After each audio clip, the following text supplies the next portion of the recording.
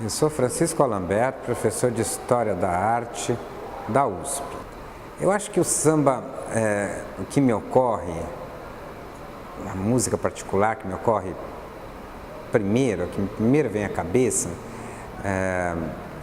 certamente não é o meu preferido. Tem algo a ver com a história da minha vida, na verdade. Era um samba que meu pai gostava, e ele gostava de muitos. E foi por causa disso que eu fiquei ouvindo. Mesmo que quando jovem aquilo me parecesse estranho, quando garoto, né? Aquilo me parecesse estranho, era interessante, mas não era o que o garoto devia curtir na minha estranha infância, ali por volta dos fins dos anos 70. Mas eu me lembro que do meu pai chorando, ouvindo um samba do Ismael Silva chamado Antunico.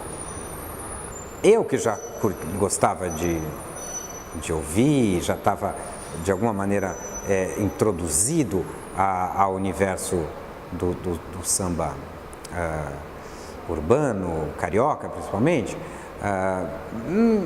era difícil de entender, né?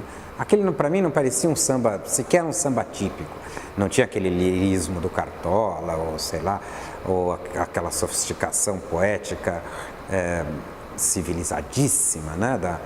da música do Paulinho da Viola, ou aquela rudeza estranha, desconcertante mesmo, da música e do violão fabuloso do Nelson Cavaquinho.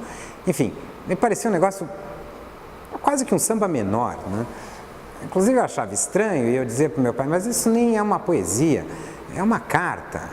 O cara conta lá uma história, uma carta, ó, Antunico, eu vou te pedir um favor, só depende da sua amizade, é necessário uma viração para o Nestor, vai fazendo um pedido para o outro cara.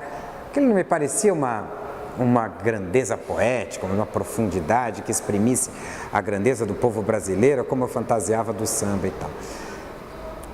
Meu pai achava lindo e chorava porque ele dizia que era um belo discurso sobre a amizade. Bom, daquele jeito eu mais ou menos entendi, mas a estranheza da canção e obviamente a obsessão do meu pai também transformaram a música numa obsessão para mim. E eu passei muito tempo voltando a ela, escutando, lutando contra a minha própria estranheza e ficando cada vez mais desconfiado que aquele samba dizia muito mais do que parecia. E com o tempo, eu fui vendo que aquele samba que me estranhava, eu fiquei obcecado, eu fiquei ouvindo todas as gravações de todo mundo, as gravações que o próprio Ismael Silva fez tardiamente, até que me caiu a ficha, né? E eu fui obrigado a discordar do meu pai, inclusive.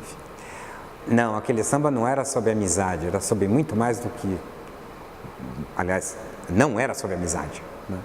Aquele samba era sobre a cultura brasileira, o que ela tem de mais horrível, de mais perigoso, de mais fascinante.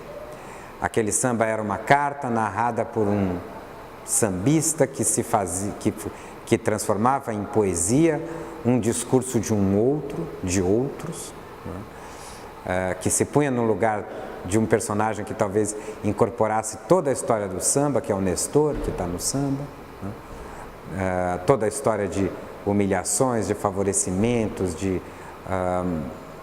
enfim, uma percepção dos dramas culturais do Brasil de uma complexidade fabulosa, feito sob uma forma absolutamente inusitada, né? Uma carta, um bilhete, né? Em forma de samba por um sambista que foi na sua vida inteira um sujeito insurreto, não conformado e não conformista. Por isso eu tive que aprender a amar o Antunico. E o Antunico me ensinou não apenas ao que é o samba, mas me ensinou em grande medida a reconhecer o meu próprio país, a sua cultura. E virou uma obsessão, inclusive para os meus alunos, porque de lá para cá eu passei a dar aulas e aulas e aulas, obsessivamente tentando desvendar os mistérios desse sambinha.